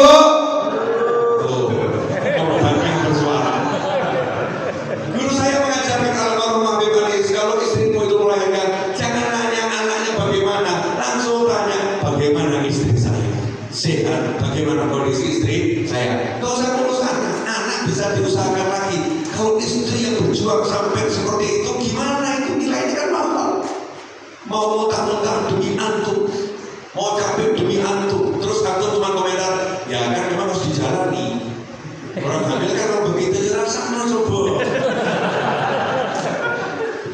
Ya, coba antum rasakan, kan nggak begitu ya. Mahalnya apa? Mahal udah dikasih sama Allah, nikmati. Anak ini lebih daripada duit anaknya. Gara-gara cari duit demi anaknya ditinggalkan duitnya yang bicara. Pertanyaannya, ini cari duit demi anak atau buang anak demi duit? Makanya orang-orang tua tempo dulu, khususnya kalau kita tinggal di Pulau Jawa ya. Walaupun orang Jakarta nggak mau disebut orang Jawa, Jakarta nggak mau ya. Enggak. Dari mana? Dari Jawa. Oh, ya kan Jakarta. Padahal Jakarta itu di Pulau Jawa. Tangsel sama atau beda? Masya Allah. Kita ini semua warga Pulau Jawa. Nanti kalau di Sumatera, Kalimantan itu juga sama, punya kalimat yang Mangan orang mangan sing penting kumpul. Mangan-mangan. Biar kumpul mesti Mangan. Makan nggak makan yang penting kumpul. Maksudnya walaupun kita nggak punya duit nggak masalah. Yang penting kita harus bisa kumpul terus. Orang sekarang dibalik, kumpul nggak kumpul yang penting makan. Nggak kumpul istri nggak masalah, nggak kumpul anak nggak masalah, nggak kumpul saudara nggak masalah. Yang penting duit banyak, bulus duit banyak itu yang penting. Kumpul nggak penting, salah. Nggak punya duit nggak masalah. Tapi kalau nggak kumpul itu masalah. Dan itu yang diajarkan Nabi SAW kepada umatnya. Kumpullah sholat berjamaah, kumpullah makan berjamaah. Makan saja kita suruh kumpul sama anak istri. Walaupun kita punya waktu yang sedikit, kumpul. Udah waktunya sedikit, yang satu di ruang tamu, yang satu di kamar, yang satu di dapur. Yang mau duduk kumpul. Saya nih makan di kamar, masuk kamar makan semua. Apa yang dikhususkan ruang makan? Yang penting kumpul. Selesai. Bu, nanti praktek ya bu. Anaknya dipanggil. Jangan sampai anak yang akhirnya manggil yang lain. Di kamar pakai handphonenya. Itu ada, saya baca di tulisannya, ada satu film di sebuah negara. Ada seorang anak di sekolah dibunuh. Dicari pembunuhnya, ternyata temannya sekelas yang membunuh. Padahal anak ini anak sekolah dasar, anak SD di sebuah negara yang bukan di Indonesia.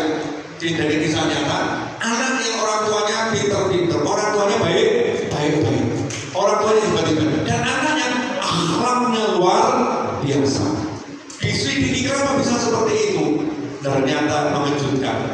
Yang terjadi di kamar saat sendiri gak pernah diketahui oleh orang tuanya. Dari handphonenya ini dia menyaksikan banyak hal dalam satu hari sekian jam. Dia melihat tayangan-tayangan yang menjadi panutan dalam kepala dan hidupnya. Siapa yang salah kalau itu? Anaknya? Bukan. Orang tua yang biarkan anaknya berteman dengan handphonenya. Kenapa anak berteman dengan handphone? Karena orang tuanya sibuk dengan handphonenya masing-masing. Orang tuanya gak hadir bersama anaknya. Akhirnya anaknya diambil oleh handphone, kenal sama orang yang akhlaknya gak sesuai akhlak Nabi Muhammad SAW. Cara hidupnya gak sesuai cara hidup Nabi Muhammad SAW. Begitu anaknya bertingkah yang aneh, orang tuanya marah.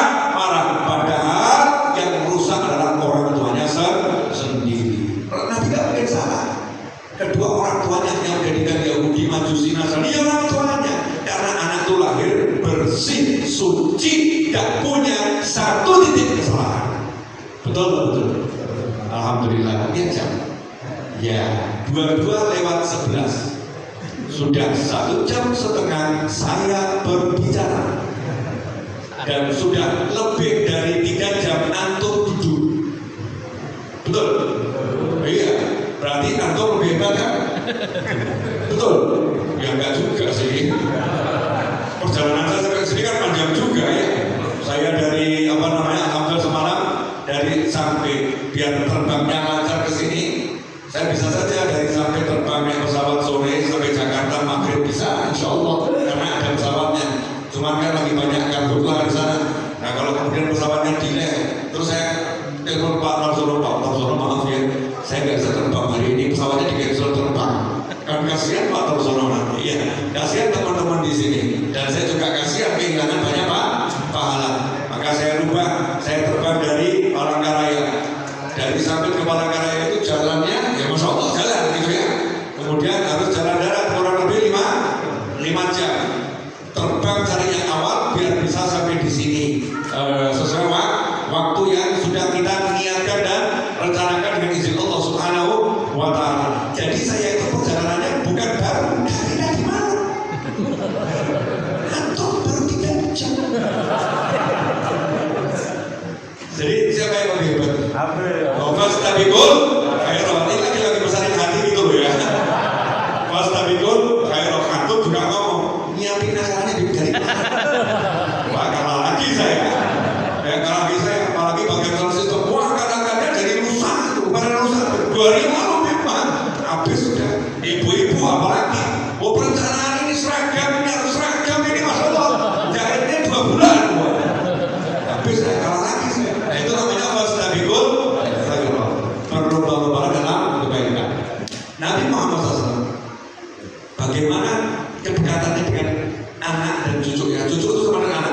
Nabi nggak pernah mengatakan cucunya dengan kalimat cucuku, tapi dengan kalimat ibni, anak.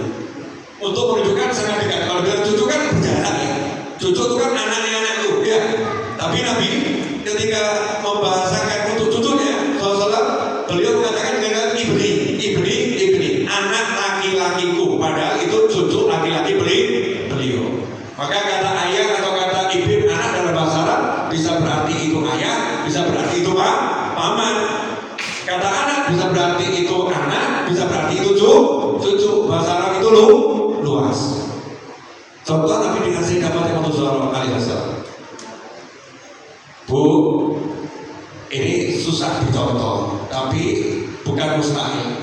Ketika Nabi SAW ini hasilnya mau meninggal dunia, Sayyidah Fatimah dipanggil.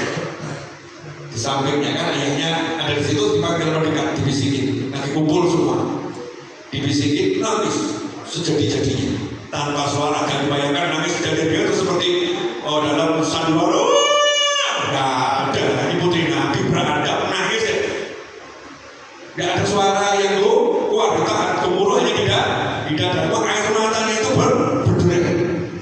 Dilihat itu sama Sayyidatuna Aisyah radhiyallahu anha. Setelah itu dipanggil lagi oleh Nabi Muhammad SAW, dibisikin sesuatu. Dari nangis ini tiba-tiba berubah jadi ketawa, tanpa suara ketawa. Sebenarnya luar biasa. Sayyidatuna Aisyah akhirnya dipanggil, bisikin apa ya? Tidak mau jawab, rahasia. Setelah itu Nabi meninggal. Sayyidatuna Aisyah masih penasaran. Waktu itu kamu dibisikkan apa? Kalau sekarang saya jawab. Kalau kemarin sifatnya masih rahasia. Kalau sekarang boleh dibongkar. Apa itu? Saya dipanggil dibisikin, ayahmu mau meninggal.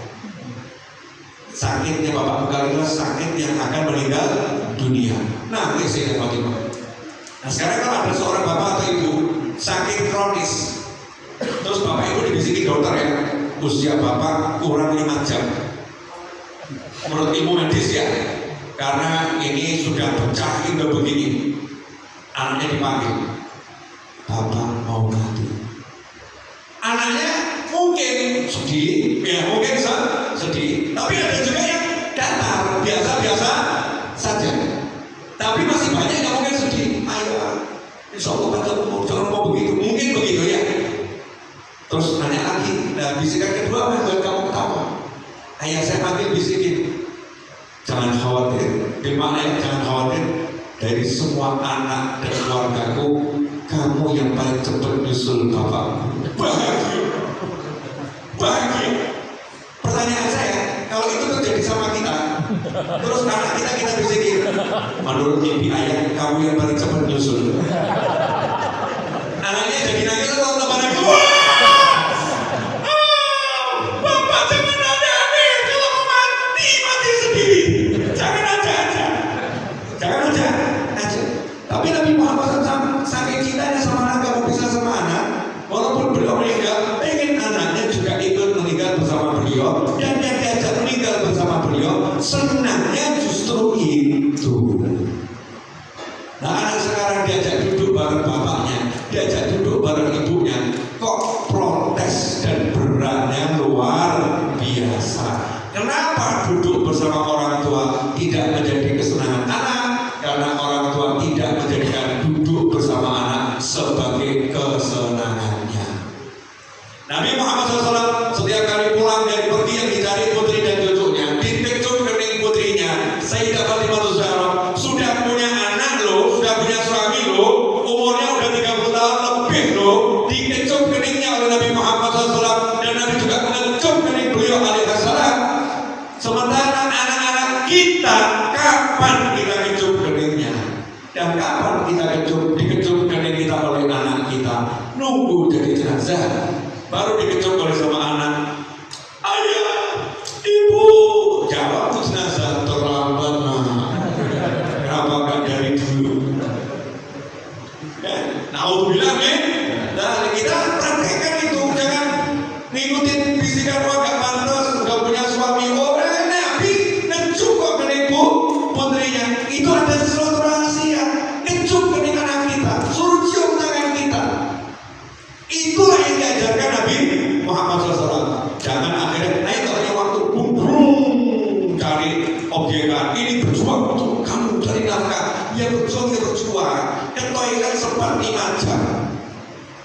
Kalau ke toilet 5 jam, ya pagi 1 jam, siang 1 jam, sore 1 jam, ya malam 1 jam, tengah malam 1 jam. Macam-macam kegiatannya di toilet. Saya lebihkan sedikit, faktanya nggak jauh dari itu. Untuk udah duduk di toilet, nggak pernah ngomong sama toilet, sorry dan mantan, saya nggak punya waktu. Ada nih. Terus antum yang dewasa nih beli pampers ke toko swalayan, pampers dewasa pakai, saya nggak punya waktu untuk buang aja, biar nanti keluar di situ aja. Ada begitu? Enggak. Tapi kalau bilang sama anak ngomong nggak punya waktu, sibuk. Anak manggil bilang sibuk. Ini mantan manggil, semua ditinggal. Ada nggak orangnya? Saya sengaja kasih contoh yang ekstrim ya, ekstrim. Ketika panggilan aja ini kita, ya wajar, betul kan? Kita penuhi, bahkan bawa handphone, masya Allah, bawa handphone sempat ngobrol sama orang di toilet, jadi lama. Padahal bisa selesai dengan cepat. Giliran anak butuh ditemani, jawabannya nggak ada waktu. Lagi berjuang ini buat kamu. Berjuang buat anak tuh kalau dibutuh ya temenin selagi kita bisa. Jelas semuanya? Ya, alhamdulillah. Mau setengah 11 kurang 10. Masa suruh 2 jam? Sepak bola aja hanya 1 jam setengah. 2 kali 45 menit itu sepak bola. Kasihan panitianya nanti bersihinnya butuh waktu ya. Ibu jangan lupa ya Bu, sampahnya dibawa sendiri, buang tempat sampah, jangan nyampah. Karena an-nadhafah itu minal iman. Sedihlah kita kalau habis pengajian kok justru yang akan cari ilmu justru yang motorin, kan alhamdulillah cari ilmu yang praktek ilmu. Sampahnya dikumpulkan, dibuang di tempat sampah, bantu panitia, jangan ngomong udah dapat ya pakai bersih-bersih. Biar nanti panitianya nganggur, mau bersih-bersih udah nggak ada yang perlu dibersihkan. Inti dari yang ingin saya sampaikan malam hari ini, ayat yang dibaca tadi kok diuraikan. Itulah solusi hidup kita. Cukup kita tiru apa yang sudah dilakukan Nabi Muhammad SAW. Walaupun sekian persen, belum bisa 80%, ya 10% itu udah luar biasa. Contohnya tadi bangun tidur senang, saya hidup, terus mengucap alhamdulillah, dan itu aja. Lihat perubahan hidup kita dalam seminggu. Kalau kita praktek betul, sesuatu yang luar biasa. Sama anak, nggak usah kumpul 24 jam misalnya, tapi pagi biasakan enak duduk sini. Suci tangan, ayo baca sholawat bareng 10 kali. Baca sholawat bareng 10 kali. Minta kita disuapin dan disuapin. Mungkin kita punya cuma seminggu sekali, 2 minggu sekali, tapi ada yang kita praktekkan, pengen deket sama anak khusus. Kita nggak mau diganggu. Itu akan menghasilkan sesuatu yang luar biasa. Karena nggak semua orang punya kesempatan tiap hari sama anaknya. Ada yang dia petugas rumah sakitnya di luar kota. Ada polisi TNI yang tugasnya di luar kota. Ada guru yang tugasnya di luar kota. Ada kepala proyek yang tugasnya di luar kota. Ada ustaz yang tugasnya keliling kota. Kumpulnya sama anak cuma beberapa saat, tapi beberapa saat itu jadikan dekat sama anak. Insya Allah tidak mungkin tidak, pasti perubahannya tampaknya nyata. Bu, jelas? Akhir. Masa tadi ibu-ibu nggak dikasih tips? Bu, Nabi Muhammad SAW itu kalau sama istrinya, dan istri Nabi kalau sama Nabi SAW, kalau makan nggak pernah sendiri. Ya, kalau Nabi lagi di rumah ya, kalau makan nggak pernah sendiri. Kalau makan berdua. Kalau lagi di rumah. Kalau di luar rumah, Nabi makan SAW bersama sahabat. Kalau makan sama istrinya di rumah, nggak sepiring, nggak satu piring dimakan berdua. Sekarang ada istri yang lihat piring sisa makan suami, cici. Naudzubillah min dzalik. Ada jijik. Na'udzubillah min dzalik. Coba biasakan duduk makan walaupun piringnya berbeda, duduk bareng, terus ngobrol bareng. Jangan seperti fenomena akhir zaman ini. Saya kalau pergi ke mall, ke food court apa namanya itu tempat makan, saya tidak paham bahasa Inggris, ngomongnya selalu dinilai salah terus. Food court salah, apa food ya? Tempat makan. Di situ duduk satu keluarga, semuanya makan, masing-masing megang HP. Makan kok masih ngobrol sama orang lain. Singkirkan tuh handphonenya, tuh yang ada dapat. Kecuali ini orang yang memang dia bertugas penting untuk negara, ngurusin pasien yang kronis. Seorang ustadz yang harus memberikan jawaban langsung tidak bisa ditunda. Ini udah pengangguran semua. Cuma ngobrol sama temannya, main game dan sebagainya. Yang dia dapat nggak diajak ngobrol. Coba duduk makan bareng sama keluarga, suami sama istri, tapi betul-betul makan bareng, bukan sekedar di meja makan bersama, bukan, tapi makan bersama. Lihat tuh perubahan akan jadi sesuatu yang luar biasa. Terus jangan sholat sendiri. Suami saya sholatnya di masjid, setelah pulang suruh imami, sholatnya berjamaah. Saya pernah dapat laporan dari salah seorang anggota TNI bagian keagamaan berapa belas tahun yang lalu. Beliau lagi bertugas, itu ada anggota TNI yang biasa, TNI, polisi, sama dengan kita masyarakat umum. Terjadi masalah di rumah tangga itu biasa, maka mau diselesaikan di proses untuk bisa.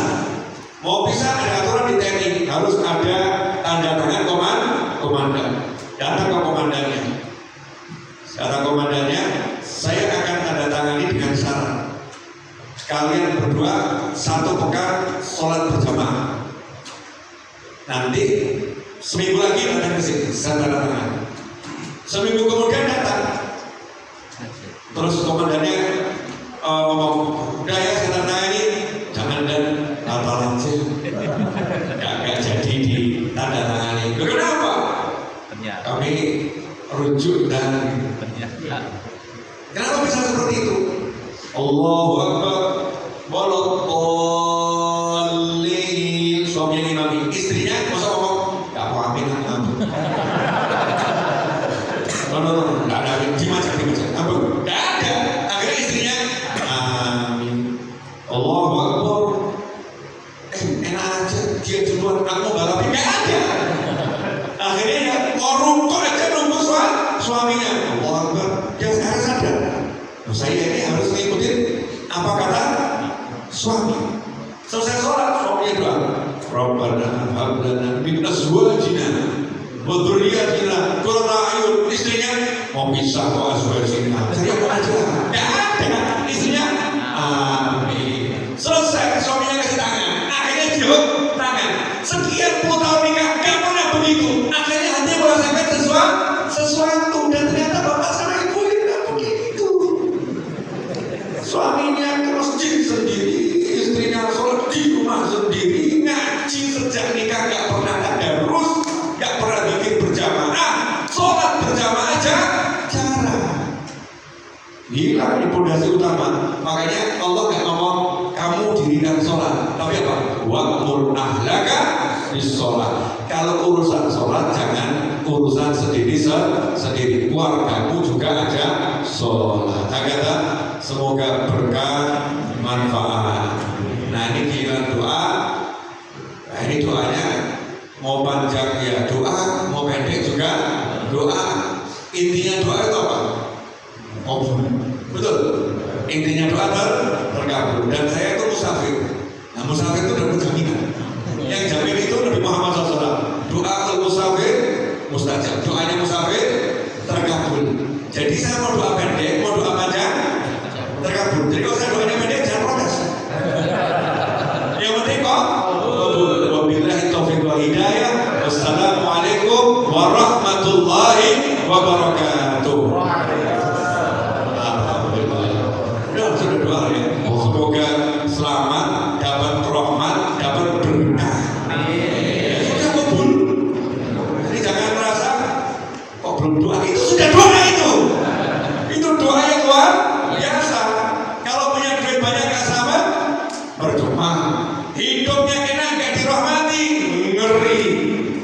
punya segala-galanya nggak berkah, habis. Kalau berkah nggak akan habis. Udah itu intinya, hidup sudah didoakan oleh Nabi Muhammad SAW. Kita diajarkan tebarkan salam, dan sudah saya doakan dengan doa itu untuk diri saya dan antum semuanya.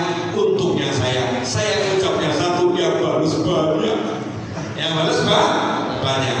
Semoga insya Allah kita semua dalam kebaikan dimanapun berada. Allahumma amin. Wassalamualaikum warahmatullahi wabarakatuh. Mohon maaf dan saya minta izin, saya harus langsung kembali karena saya pagi sudah harus terbang lagi.